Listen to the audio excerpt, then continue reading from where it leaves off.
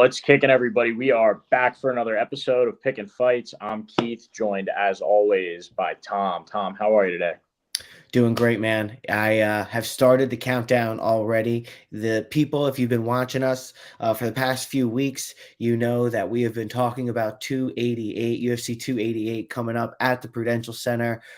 We are going and, discussing plans for getting to the press conference and, the logistics of how it's going to go this weekend. I cannot wait. I'm ecstatic. All week I've been studying up on the fights that we're going to present and talk about today. And there's just so many good ones that we're going to see, in person. And dude, I'm fired up about it. Yeah, so am I. I'm pumped. And, if anybody's watching this and you're going to be there, let us know. We're probably going to be in the area a little bit beforehand, might be going to the press conference on Thursday. Definitely give us a shout. Let us know if you're going to be around. Before we jump into this, definitely like, comment, subscribe. Please follow us on Twitter. Our Twitters are under our faces. I'm at Pickin Keith. Tom is at Pickin Fights Tom. You can listen to this on Spotify as well. If you can't, watch the full episode on YouTube. And we do have clips too. Tom is great at making the clips. So, if you want to check out individual fights, go for it there. We also have timestamps in the description. And follow us on the main page for everybody on Twitter and Instagram at _PickinWinners. All right. So last night we had a couple of things happen. We had fight night, Song Yadong knocking out Ricky Simone. That was great. I had Song Yadong. I wasn't able to be here last week, but the week prior when this was slated to be the co-main event, I had Song Yadong in that. So parlayed him with Caio Barallo. Yeah, I always have a hard time with the names, man. But so yeah, I had Caio Barallo and in the distance parlayed the two of them. That was a nice little hit yesterday. How'd you do, Tom? How'd you do yesterday?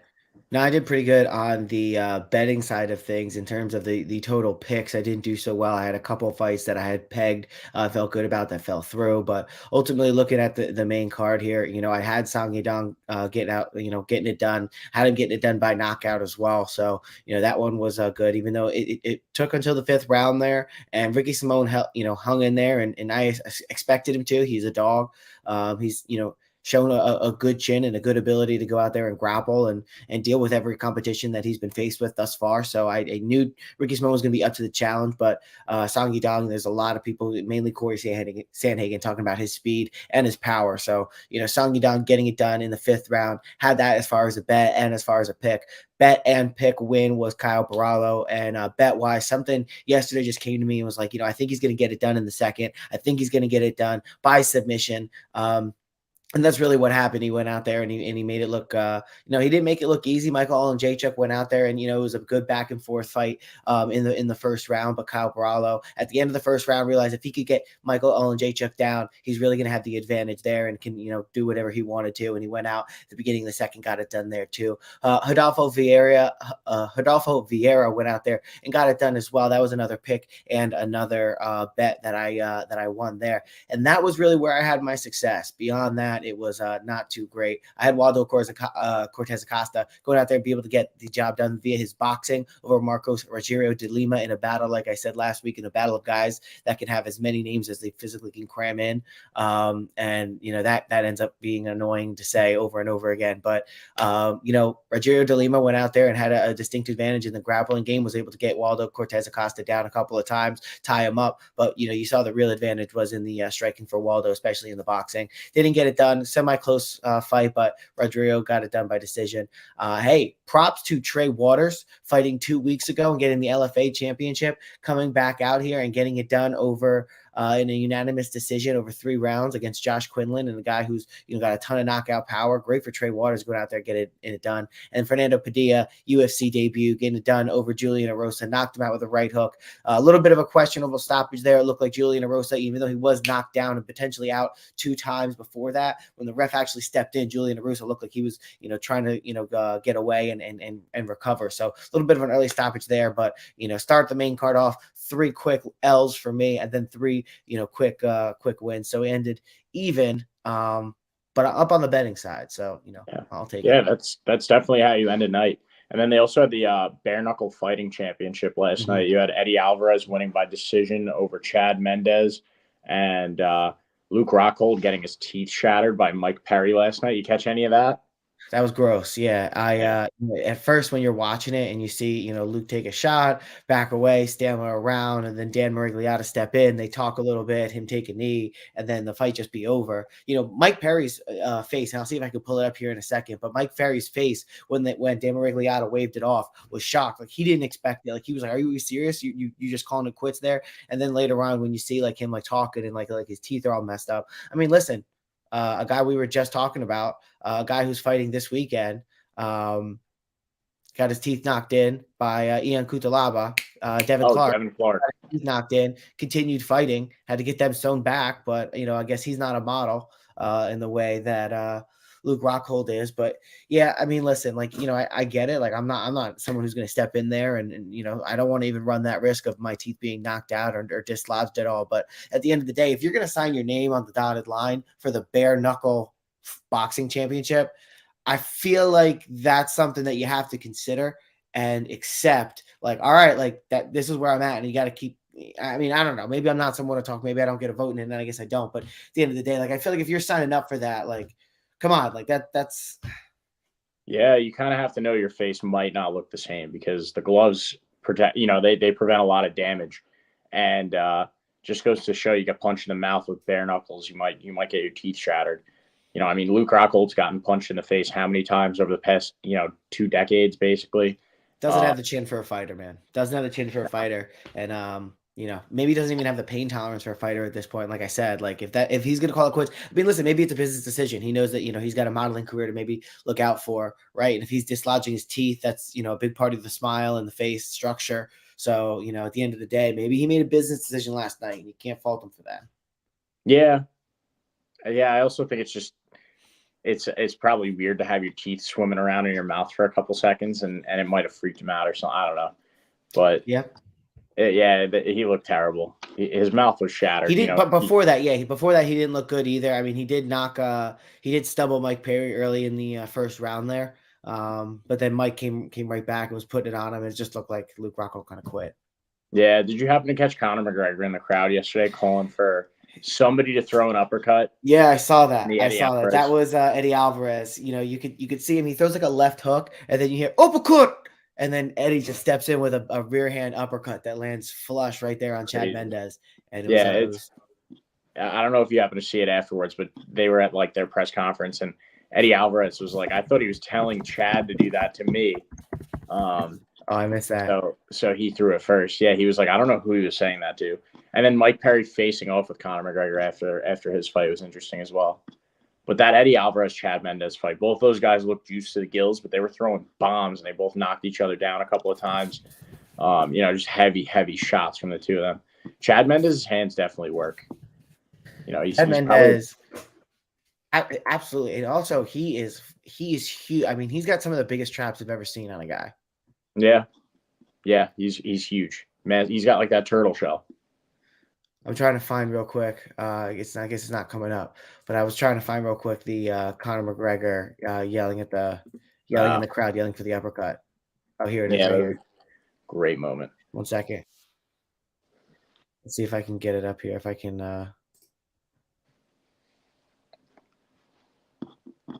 Yeah, that was a fun moment. They're putting on a good show over there at the Bare Knuckle Fighting Championship. Yeah.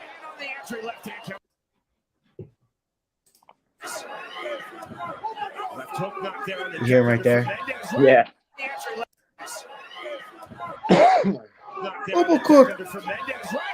Steps in, lands the uppercut. That's so funny. Yeah, no, good on him. Yeah. All right. Well, with that being said, what do you say we jump into the UFC 288, the thing that we came here to talk about? Yeah, let's do it. Prelim lock time, right? Prelim Notables.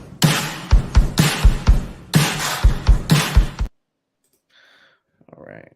All right, so, let's kick it off with Joe Holmes, friend of the program, Ugly Man Joe. Fun fighter. He's been in the UFC now for, this is going to be his fourth fight. Last loss coming to June Young Park, the Iron Turtle, rear naked choke. Joe Holmes' opponent this week, Claudio Ribeiro. not really a great jiu-jitsu game from him. You know, this is going to be a stand-up fight, which I definitely think Joe Holmes is favored in. But friend of the program, you know, always been like cool to us on social media and everything. At plus 175, I like him in this stand-up matchup. Long guy, rangy. So I'm rolling with Joe Holmes at plus 175. What do you think, Tom? Yeah, I'm with you. I'm going with Joe Holmes. I think when you look at Claudio Ribeiro and you look at some of his more recent fights, you know, you look at the fight most recently against Abdul Razak Al Hassan, where, you know, these guys were trading back and forth. And, you know, he does throw a little bit wild sometimes. And he got caught by a guy who can, knock you out. Now, Joe Holmes isn't a guy who's going to go out there and have a ton of this knockout power. He is very technical, and he's tries to be very precise and very quick with his strikes. He's very long, and he utilizes that well. Not everybody utilizes that well when they have a reach advantage. His reach advantage here is going to be about 3 inches, but like I said, he utilizes it well. When you look at Claudio Ribeiro and his last people that he fought, though, you know, on the Contender Series, he got a knockout over Valenzuela. And again, that was another instance where, you know, both guys are swinging, and Claudio Ribeiro was the guy who's going to have the better chin and the more power in that instance. I don't think, and then, you know, besides that, it's a lot of guys with a lot of questionable records and a lot of questionable experience that, like I said, are getting into firefights that aren't that technical and putting their chins on the line and not having good defense. I think Joe Holmes is going to have some very solid defense coming into this. I think he's not going to get into that firefight exchange that Claudio is going to try and entice him into. And I think over 3 rounds, he's going to land the better shots. And that's why I like him here as an underdog. Yeah, I like to pick a lot. All right, what do you got next, Tom? Next prelim pick for me is I'm going a little bit high on the card. I'm going with Chaos Williams, and he's taking on Rolando Bedoya. I watched a couple of Rolando Bedoya's fights outside of the UFC. Of course, this is going to be his UFC debut. We're not even a Contender Series or an Ultimate Fighter appearance needed here, which is ultimately, I think, you know, just as a sidebar, kind of discredits the competition aspect of both of those shows. You know, some people can just make it in, you know, for no reason, and then other people, they have to contend, they have to fight for it. It just seems a little silly, but, you know, you want to get in there however possible. So I guess, you know, nevertheless, there doesn't need to be any rhyme or reason for it. Anyway, he's a guy who's coming in. He's been signed to the UFC, I think, for a little bit now. They've been looking to get a fight for him. I watched his fight with Pablo Dorda. I watched his fight with Mauricio Otolera, and, you know, he is a pretty solid fighter. He does show glimpses of times where he can be very precise, landing good jabs, and is very intelligent with his striking as well. But oftentimes, especially early in the fight, he can get tagged. He can drop his hands when he's throwing combinations, and ultimately lead himself after going first, you know, getting that that shot coming back, getting that counter punch coming back, and get stumbled. In both of these 2 most recent wins, he was stumbled early in the first round, somewhere around the midpoint. And I think if the shots that landed on him with those lesser fighters get landed on him by Chaos Williams, he absolutely goes to sleep. Chaos is going to be able to follow up, and for those reasons, I'm picking Chaos Williams. He's experienced in the UFC. He's fast, and he's, you know, this minus 300 isn't even a bad price for him. He's 29 years old, so he's still young. He's going to have the reach advantage here. He's going to have the size advantage. He's going to have the experience advantage. He's going to have the power advantage. This is one that's going to absolutely go to Chaos Williams, and I feel very strongly about that. I think he could probably be even a little bit more expensive, minus 350, minus 400, because I think up until this point, Chaos Williams has had a very solid chin as well. And like I said, Rolando Bedoya was knocking out guys in the second and the third round. He wasn't going in there one punch knocking them out. It was after an accumulation of damage in instances where he was taking shots as well too. So I think this is a perfect fight to put on Chaos Williams. I would even say Chaos Williams to get it done by knockout. I don't think that's far-fetched at all. So Chaos Williams by knockout, and throw it in a parlay, make that a little bit sweeter for you. Yeah, I definitely like that Chaos Williams pick a lot. He has serious power, speed, everything like that. And yeah, Bedoya, inexperienced, knocking out lower tier guys, everything he said totally on the nose.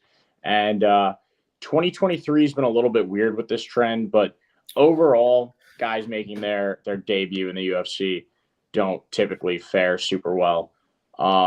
So yeah, I like Chaos Williams. I like the experience, the power, the speed, everything there with him. I just want to jump back one fight to Marina Rodriguez versus Virna Jandiroba, and I'm rolling with Marina Mahina Rodriguez. I like her a lot in this fight. I feel like she's the way better stand-up fighter, and she's got pretty good takedown defense.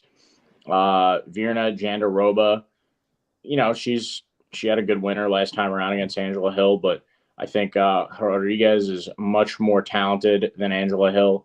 Angela Hill has a crazy amount of losses, by the way, to still be in the UFC. I feel like the aliens that, talk to her grandparents, famous I was story, by hoping the you way. were going to If you don't mention know it. that.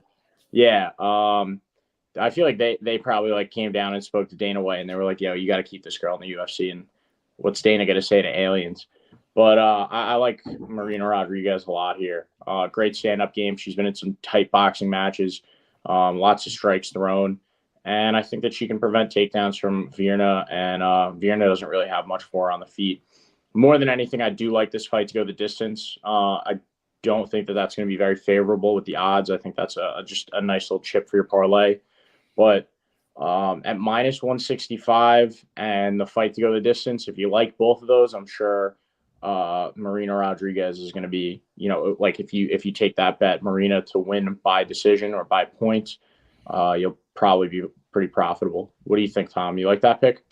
Yeah, I'm right there with you. I don't think Marina Rodriguez is going to knock out Virna Jandiroba. She is kind of known for her chin and ability to take damage. Her two losses, Amanda Ribas by decision and Mackenzie Dern by decision. She can absorb, maybe notably, a lot of punishment, or at least, maybe she shows it on her face. And she just kind of takes those punches and keeps walking forward. So I don't think Marina Rodriguez is going to go out there and finish her. And same thing, Virna is not necessarily throwing a lot of power back.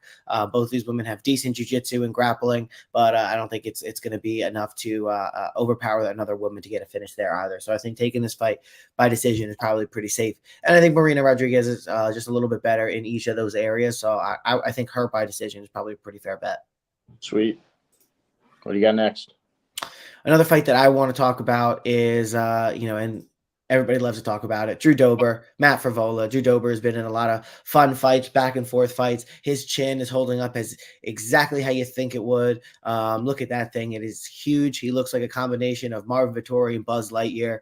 I think Drew Dober is a guy who, unless you have out of this world power, and then sometimes even if you do, you're not going to be able to put him away. And I don't think Matt Frevola is going to be able to put him away. He knocked out Ottavin Zaitar a few months ago, which is really what kind of put him into a little bit more level of a prominence. Before that, knocked out 10-0 Genaro Valdez. He's got two losses, Terrence McKinney and Arman Sarukian. So definitely not bad there. The split decision win over Luis Pena. Not a bad record for Matt Frevola coming into this, but it's just not of the level of Drew Dober. I mean, he knocked out Terrence McKinney. Granted, Terrence McKinney landed some real good shots on him, but he was able to come back and ultimately finish Terrence McKinney in the first round. Rafael Alves hooked to the body, got him the victory there. And he's the guy who knocked out Bobby Green. Like, come on. So at the end of the day, I think Drew Dober is going to be, even if he doesn't have the same level of technique and speed on the feet that Matt Frevola does, which I'm not saying he doesn't. I think he's going to be the faster fighter. I think he's probably going to have more power here too. I think he's going to have better technique, and he's going to have a better chin. So for all of those reasons, I don't think this is going to end up on the ground. And even if it does, I think Drew Dober has pretty good grappling there as well. So every area that this fight could go to, I'm just seeing a win for Drew Dober. So I'm picking Drew Dober. I don't know if he's going to be able to finish Matt Frevola. He's traditionally pretty durable. Like I said, he does have that knockout by Terrence McKinney that was, a little over, about a year and 9 months ago. So, maybe he doesn't get finished here, but, I would feel more confident just picking Drew Dober flat. Yeah, I love Drew Dober in this fight.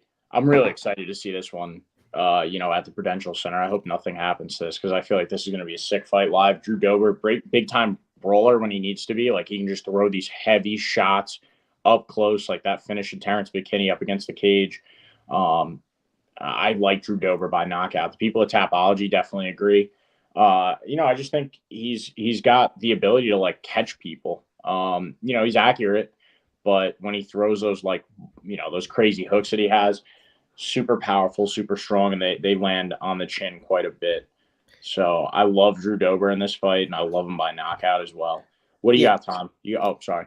I was just gonna say, yeah, I think the more I think about it, the more I think Drew Dober is gonna get this knockout. I mean, I panned down, you can see that people on Tapology are heavy on it, but I was just thinking about Drew Dober and the way he throws those hooks that you were mentioning, the way that I don't know if it's just his physique, his body type, having a grappling background, but the way he sits down on those hooks when he comes around is what really seems to be the power. He like sits down on his hooks, really turns his hip and his knee into it, and gets every bit of that like almost turtle shell like back and hips and glutes that he has, gets that in there, and like again, if he lands one or two of those on Matt Frivola, like it's hard to see him, withstanding those over a period of time. And honestly, Drew Dober doesn't have that bad of a gas tank either. So No. yeah, I'm thinking the knockout is probably the way to go now that I think. Yeah, I love the pick. Doesn't matter what round it happens, and it could be late, but I like Drew Dober by knockout.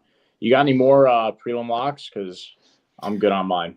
The only other one I wanted to talk about a little bit here, and it's because he's an underdog, Braxton Smith, UFC newcomer here. I know we traditionally stay away from these guys, but they have been doing better in 2023. I've lost quite a few bets on those, betting against UFC newcomers. And this is the case where I'm interested because you have a 38-year-old Parker Porter on a 2-fight losing streak, never really at the top of the division. His other 3 wins are coming against Josh Parisi and Chase Sherman and Alan Baudot.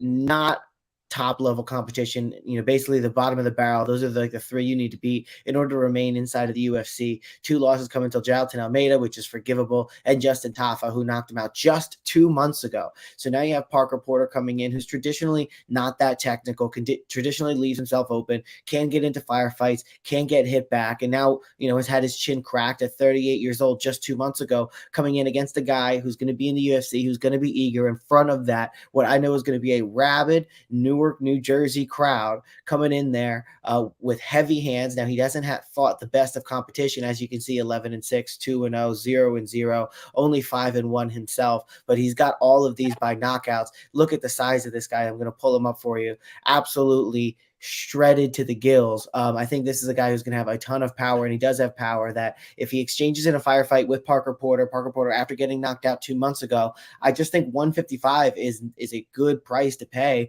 on Braxton Smith, who I think this is a toss-up fight. It's basically who's going to land on who. We haven't seen Braxton Smith have, an issue, at least as of late, in terms of getting knocked out. His first fight was a loss to Chase Sherman all the way back in 2014. Not what you want to see, but obviously a huge gap between 2014 and 2022. He's had a good chin up until this point, and I don't see Parker Porter going to be the one who's going to go out there and start knocking people out after he's going to decisions with Chase Sherman and Josh Parisian and Alan Baudot. He lost to Chris Daukaus by knockout TKO.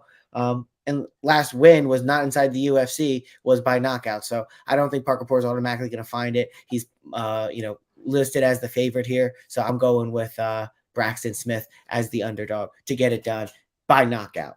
Yeah, there's definitely some questionable stuff when it comes to Braxton Smith. I didn't watch all of his fights before this, but you look at his activity in the past year, it's crazy. He fought basically every month or every 2 months the entire year of 2022, and then he just had a fight back in March in Peak Fighting. All of them first round knockout. It's kind of weird. You never know how his gas tank is going to be. And he's such a huge guy. He's carrying around a lot of muscle, but he moves well. He throws head kicks, confuses guys. He switches things up really well. And, you could just tell just by looking at him, but he does have incredible power. It's a big guy. It's a big, scary guy. You wouldn't want to run into him, in a scary place. But, I like to pick a lot. I'm definitely going to bet on Braxton Smith at plus 155. Those odds are too good not to maybe even by knockout too. First round knockout, Braxton Smith. Yeah. We'll see. Parker Porter does have that UFC experience, but it doesn't really show sometimes. So I like that pick quite a bit. You got any other prelim notables, prelim locks? No, that was all the prelim notables that I'm looking at in terms of betting on. There's a lot that I'm looking forward to watching live. Definitely. Yeah, I'm looking forward to pretty much all of them. Mm-hmm. I mean, just to go, it's exciting. But let's jump up to the main card.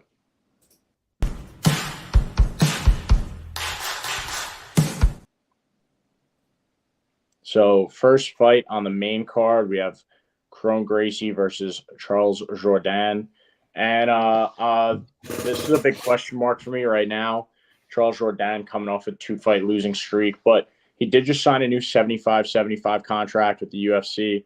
So I don't know if this is necessarily like a setup fight for Kron Gracie, if that's how they were looking at it, because I think Charles Jourdain just signed a 3-fight contract, and say he lost this one as if it was a setup, then that puts him 3 fights back automatically, and he still has 2 more on the contract. It's not really a great look. They don't like a ton of people on the roster like that. But Kron Gracie, the jiu-jitsu is unreal. He's a Gracie family legacy and everything. Some of the best jiu-jitsu players in the world. Long layoff for Kron Gracie after a decision loss to Cub Swanson. I think I'm going to roll just because, we're going to be there and he's a Gracie, it's exciting. I think I'm going to go with Kron Gracie by submission. But it's not a lock by any means, in my opinion. What do you think, Tom? Yeah, so I have a couple thoughts on this fight. So you have Charles Jourdain, who is predominantly a striker. He has decent takedown defense, but ultimately, if he get him on the ground against any accomplished level grappler or jiu-jitsu artist, wrestling practitioner, he's going to have an issue. He's minus 200 here. In his last 5, he's coming off 3 losses over his last 5. One was to Julian Erosa, where he got submitted.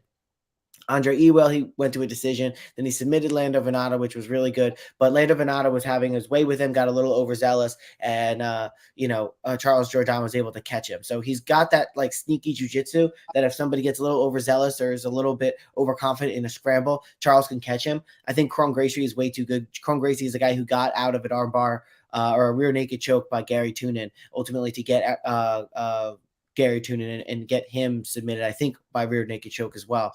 Kron Gracie is top tier, top of the food chain. Probably, we just saw Rodolfo Vieira, the black belt hunter, ADCC champion last week, and we think of him as a high-level jiu-jitsu guy. That's nothing compared to Kron Gracie. I mean, he's literally from the direct lineage who basically started the UFC.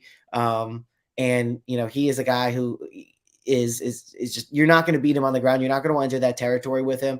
And he's been, I think, working his striking, obviously knowing that that's not necessarily a weakness per se in terms of like his competition compared to everybody else, but compared to what his level of grappling is, absolutely he's going to be showing a weakness in the striking. So he's been working on that, nothing but that. I think what we see a lot of times with guys who have really, really good, particularly grappling areas, is that improves their striking because their opponent is so afraid of the potential takedown and what can happen there. We saw that a lot with Khabib Nurmagomedov. We see it a lot with Islam Makhachev. We see it across the board with guys who have strong grappling, and I think that's going to be no different with Kron Gracie here. I think Charles Jourdain is going to be afraid of the takedown. He's going to try and limit distance there and fight maybe what's not exactly his fight. And Kron is going to be able to use that. Jourdain likes to throw a lot of kicks too, where Kron Gracie has shown an ability to catch those kicks and turn those into takedowns, whether it's through sweeps or inside leg trips or getting it into a clinch and then bringing a guy down through there. I think Kron Gracie just has way too many skills here, and I'm not ready to discount the fact that I know he had 3 years off, but he's 34 years old, coming out of the peak of his career. I don't know if it was off. He is a Gracie, like I said, and those guys train all the time. It's a way of life with them, and I think he's been more off training his striking to come back. So I'm going to go with Kron Gracie here. I don't see what the point is for him to come back for one fight. And then, bless you. Oh, that's good for a show.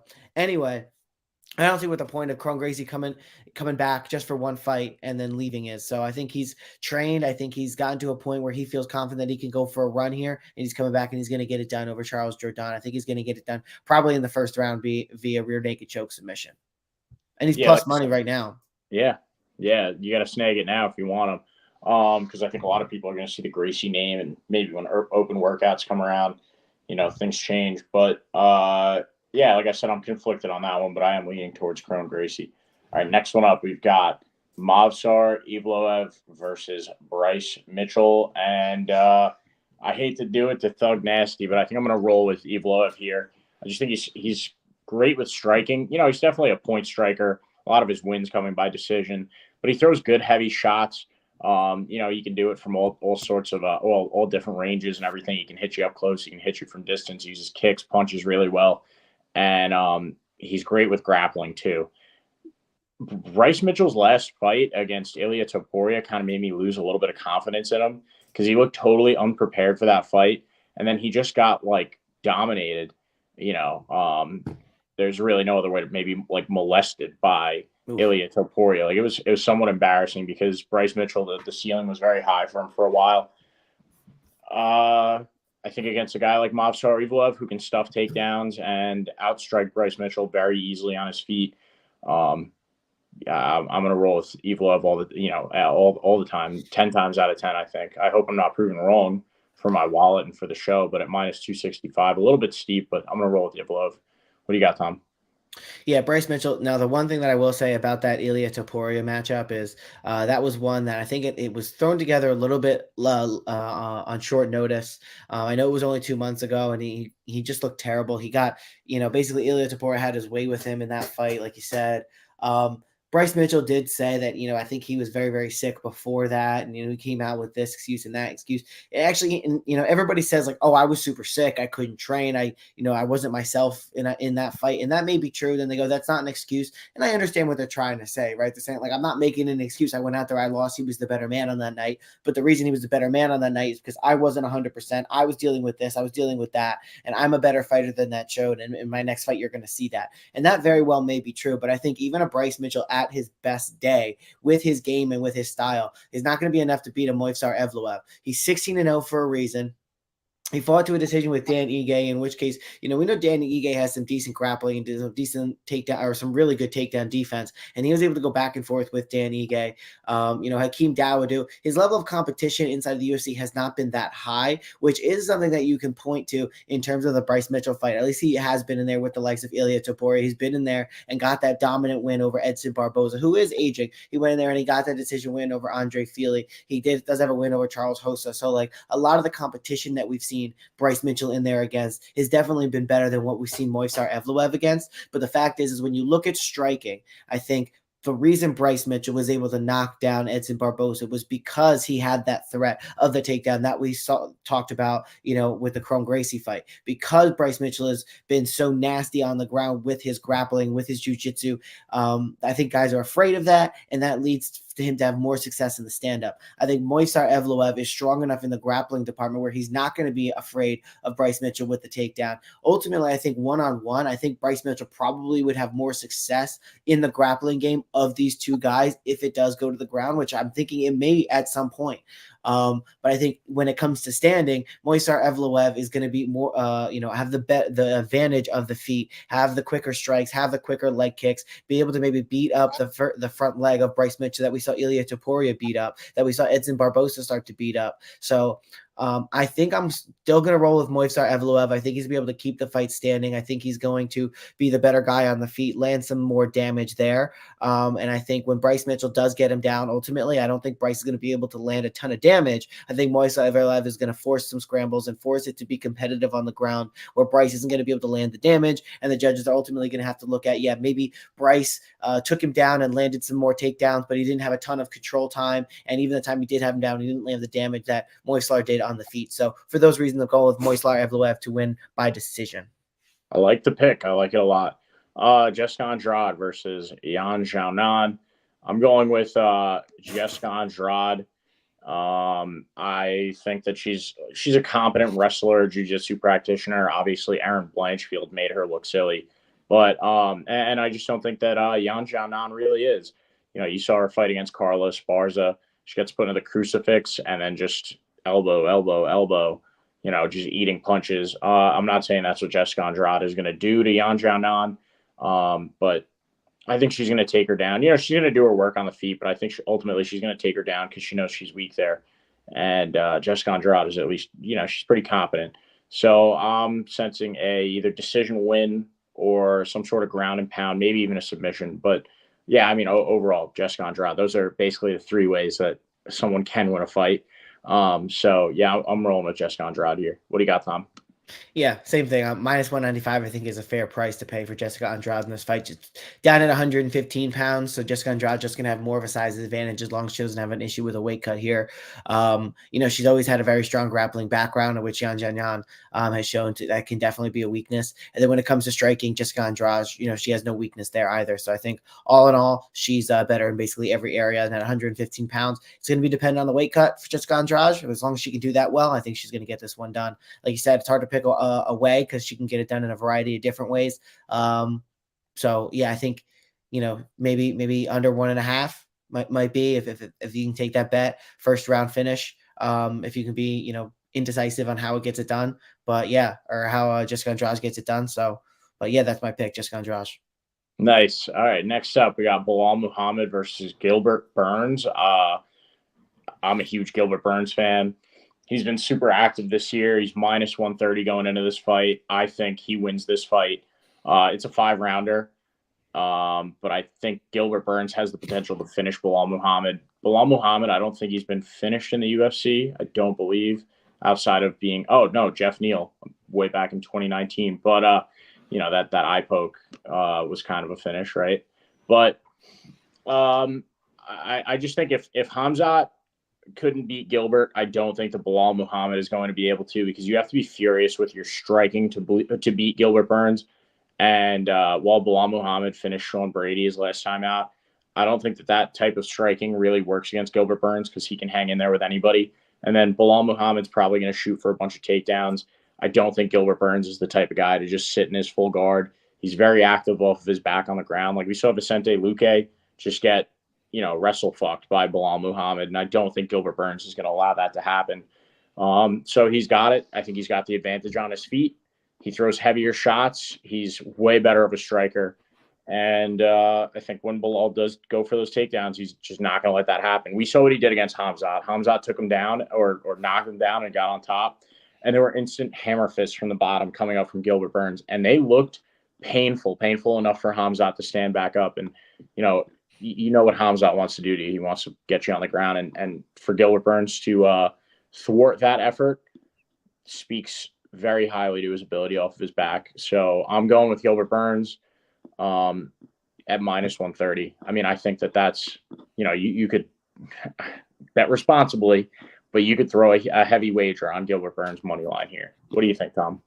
Yeah, I think it's really interesting because, and I'm going to put you on blast a little bit here. When this fight, initially, and granted, I totally understand where you were coming from at the time, but listen, we had just lost Charles Oliveira versus Beneil Dariush, and that was sure going to be fireworks because Charles Oliveira always brings it, and Beneil Dariush finds a way to get a fantastic knockout out of nowhere from something that, is totally unexpected.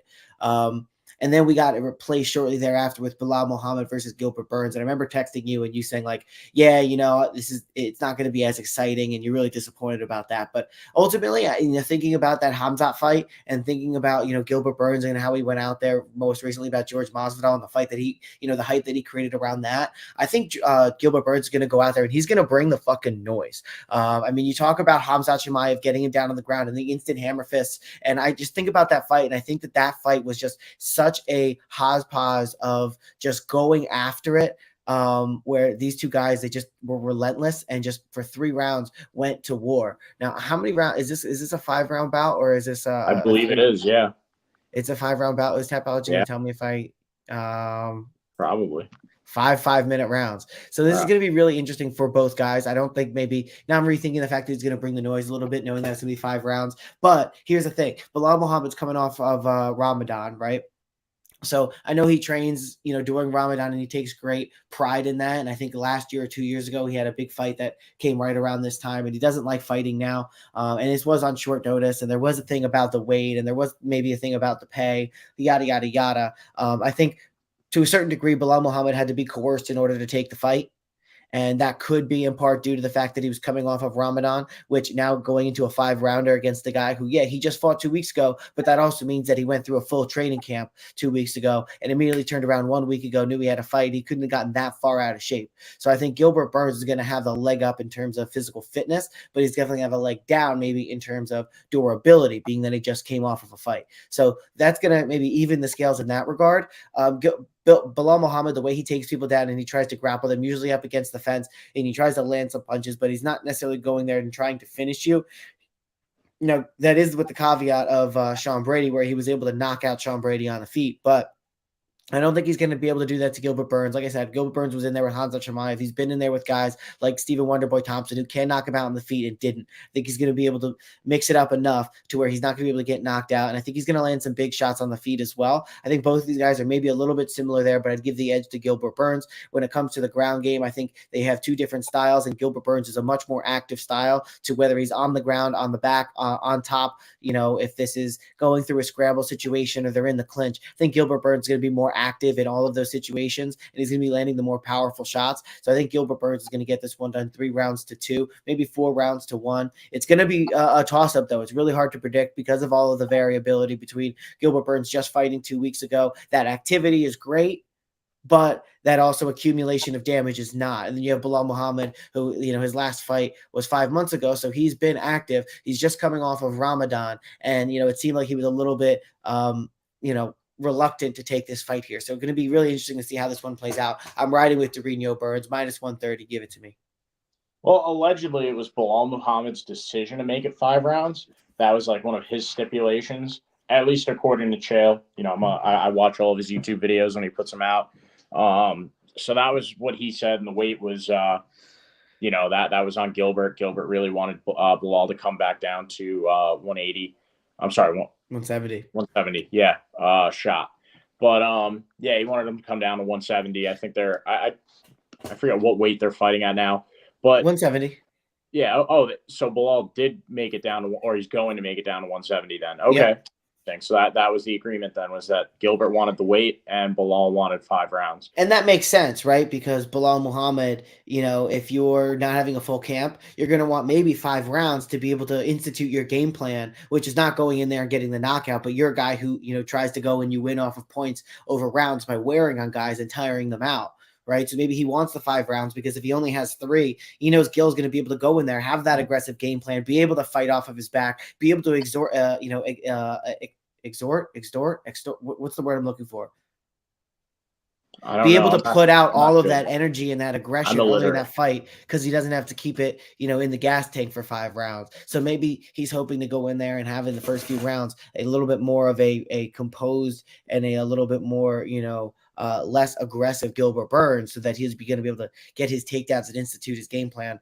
I think Gil's going to have good takedown defense, and I think even if he does get taken down by Belal Muhammad, I don't think he's going to be held down the way that Belal's been traditionally able to hold people down. And I want to go back through and kind of in real time. I haven't done this yet, but I want to look back through. Like, certainly he went and he had a good time with Sean Brady, who's traditionally a grappler. Vicente Luque is a stand-up guy. Stephen Thompson is a stand-up guy. He went out there and he had a good win over Damian Maia, who was I think 41 years old at the time, right? No contest. He was losing that striking battle to Leon Edwards. And then you go through Diego Lima, and it's a little bit time ago.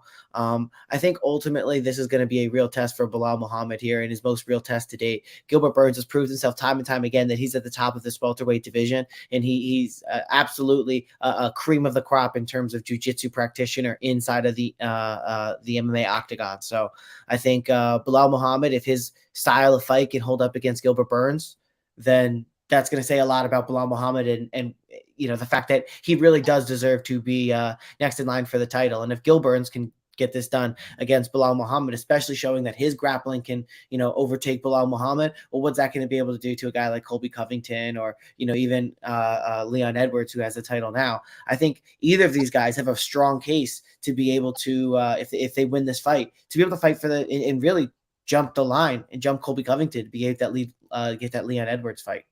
Yeah, I agree. I like Gilbert to get it done within the distance as well. So Gilbert in the distance is like one of my favorite picks going into this.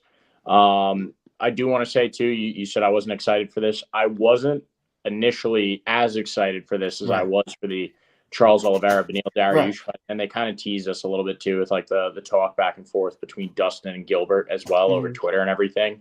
So like, when you get teased with those couple of fights, also Beneil and Arman would have been a great fight too. That's right. But I just find it hard to be excited for a Belal Muhammad fight.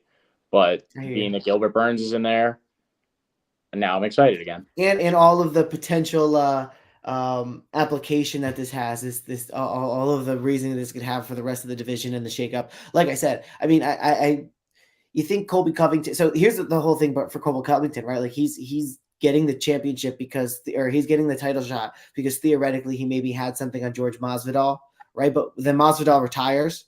So any weight or any story or any juice he had on George Masvidal being like the court case, that's kind of thrown out the window. And then, the stock that the UFC has, like, oh, well, he made weight and he was a backup fighter for a fight that wasn't in jeopardy of being canceled. Colby Covington made weight. Great. Now you have a fight that was canceled. Gil Burns just fought 2 weeks ago and says, nah, screw that. He steps up and actually fights, right, in the co-main event. That's a bigger favor to the UFC than, making weight on a fight that was already going to take place. So Gil Burns or Belal Muhammad, regardless of who wins this fight, already has that over Colby Covington in terms of like what they did for the UFC, number one. And then number two, Colby Covington, and the reason for him to get that, if it's not just for having made weight, it is because it's tied to George Masvidal. Well, that doesn't matter anymore because George Masvidal's retired. So what's the reason that Colby Covington is able to, still remain and get that fight? Ultimately, I think what they could do is they could maybe do like the winner of this fight can turn around and get the championship and get a fight with Leon Edwards, and the loser faces Colby Covington for the next spot because the division is kind of wide open in that regard. So you could potentially do that if you want to keep Colby Covington kind of in circulation with guys who are contenders. But I think the winner of this fight could absolutely get that title shot because I just don't see what power Colby holds. Yeah, no, I agree. I definitely agree. And like you said, big credit to both of these guys for taking a 5-round fight on short notice. Let's jump into this main event here. We got Aljamain Sterling versus Henry Cejudo. I am rolling with Henry Cejudo here. I think he's just such a gamer. He's been training with the best, He trained Weili Zhang. He trained with helped John Jones train for Cyril Gane. He's really good at picking apart film and picking apart exactly what opponents are going to do, what their game plan is, their strategy, down to their footwork and their tells, and if they telegraph anything, and how to counter that, and when to use your grappling, and he's so in depth. He is an Olympic gold medalist 2 times. He's a champ in the UFC. So the experience is certainly there. It's just a layoff for Henry Cejudo. He's been out for 3 years now, and you have Aljamain Sterling, who's rolling right now off of some interesting wins. Obviously, there was the Petr Yan first fight, and then the second one, that was a tight one. And then you have the win against TJ Dillashaw, who had a dislocated shoulder going into that one, and it was pretty easy for Aljo. Couldn't get it done in the first round, which was interesting because I thought that fight was over as soon as that shoulder popped out. I think Henry Cejudo has the hands or at least had the hands. It's going to be interesting to see how he comes out Saturday, but he's clearly been training and working, but he has the hands to deal with Aljamain on his feet. And I think he's the better wrestler. Both of these men love their wrestling, and Henry Cejudo has wrestled against some of the best in the entire world. So I think just the mental stuff, the fight IQ, the game planning that comes with Henry Cejudo, plus the physicality. I think that this is it's his fight, and at -110, it's a pick'em fight. So Vegas is a little bit unsure, probably because of the layoff.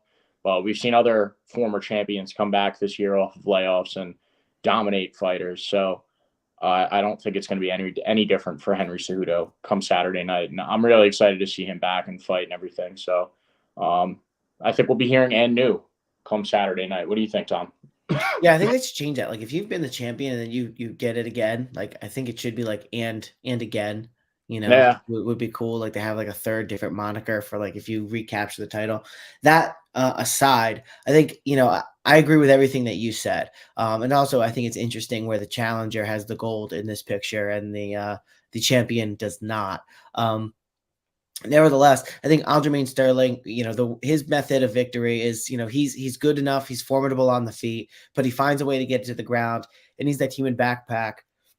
And then at that point, he's just waiting for you to make a mistake because he's really good at being down there. If you make him stray too far away from the ground game, ultimately it doesn't it doesn't sway his favor. You know, he had the 2 rounds in that rematch against Petr Yan. He had the second and he had the third round. I think there was a round late. I think there's good arguments that Petr Yan took the second and the third round. I think there's a lot of arguments that Petr Yan had the fourth and the fifth round. And the first round, I think, was a toss-up. If my memory could be misserving me, but I know there was a lot of back and forth about how that fight went. And Petr Yan absolutely on the feet took the latter 2 rounds. Once, Aljamain Sterling got maybe a little bit tired, perhaps from keeping the back for so long. I think in the scramble situations, Aljamain may find Henry Cejudo's back, but a little bit that's a little bit similar to the Petr Yan fights, but I think dissimilar from those is Henry Cejudo was a far better wrestler and grappler, and I think he's going to be stuck in those positions for far shorter than Petr Yan was. And I think on the feet, he's going to have the same success that Petr Yan had, if not more, because I think he's going to be, especially after defending some takedowns from Aljamain Sterling, especially after having Aljamain get his back and then being able to get out of it. I think Henry's going to gain some confidence, and maybe you're going to see a little bit of confidence leave the sails from Aljamain Sterling after he realizes maybe I'm not going to be able to take this, have my way with this gold medalist wrestler, Olympic gold medalist wrestler. So I think when it comes to grappling, Aljo will definitely shine and have his moments, but I think Henry Cejudo over the time is going to allow, have his Olympic gold medal winning grappling shine through, be able to defend a lot of the takedowns, be able to get out of those more compromising positions, and be able to win on the feet. And I think, Aljo, he doesn't have a style where he's landing a lot of damage once he takes you down. Like I said, he's going for that human backpack. He's going to try and touch you up and piece you up so that there's an opening that he can advance his jiu-jitsu. Whereas Henry Cejudo, if he takes you down, he's looking to finish you there because he knows he's going to have the position via the fact that he's just a grappler, he's a wrestler. So he's already going to be in that position to hold you. And now he's just trying to piece you up and really allow you to open him up. He can get you with a submission if he absolutely has to, but he's really trying to finish you on the ground. And again, like a lot of wrestlers do, once they get some knockouts and they get some really good striking going, they use that grappling as an anti-takedown so that they can then piece you up and make other people think about it. I think Henry Cejudo has a lot more weapons, and you said it first, everybody's echoing it, and I couldn't agree more. Once you start coaching and you start telling other people and breaking it down and you live by the sport, you become so much better. And Henry Cejudo mentioned it a lot that, yes, it's 3 years to the day since he last fought, but when he retired, he didn't just stop training right away because it was maybe at that point a bargaining chip to try and get a better contract. Once that fell through, he got married, he had a kid, he took some time off admittedly, but for the past year or so, he's been wanting to get back in and he's been training again. So he talks about, I only took about a year and a half off. I wasn't terribly injured, had to get surgery and work my way back like other people who've taken that time frame off. And he's been around the game, he's been coaching. So I think, between the ears, he's gotten a lot better over time. And he's 36 years old. He's been training. And for a gold medalist, I think he could still be maybe on the late part of his prime. And, you have Aljamain Sterling. Listen, he got neck surgery, right? He takes some time off in between fights. And when was his last fight? It was 5 months ago against TJ Dillashaw. I think he said he got hurt again in that fight, or he took that fight a little earlier than he should have because maybe he knew TJ Dillashaw was compromised or he thought it was going to be easy. Nevertheless, I remember there was some injury component that was around there. So I think for all of those reasons, I know this was long-winded, but I'm trying to give a very detailed breakdown. And for all of those reasons, I'm going with Henry Cejudo to get it done. And I don't know if he gets to finish, but I think ultimately he's going to win more rounds and more points at the fight. And he's just more versatile in this fight. Yeah, I totally agree. And minus 110 is a great price for him. All right, you want to go through our pick rundowns? All right, pick rundown.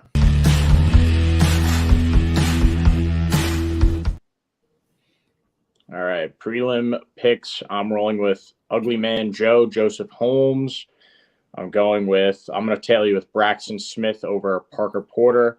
Going with Marina Rodriguez over Virna Jandiroba. And I'm taking her to win it by decision as well as the fight to go the distance. Chaos Williams over Rolando Bedoya. I like Chaos Williams by knockout. I'm going to go with Drew Dober by knockout over Matt Frivola.